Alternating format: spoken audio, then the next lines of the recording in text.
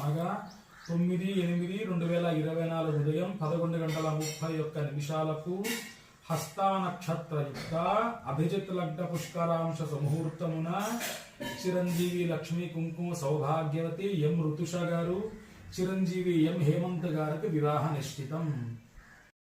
sweet అందరికి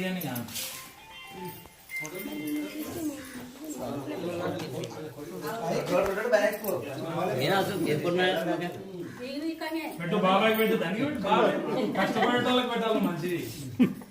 పెళ్లికి రేపు పొద్దున పిల్లలు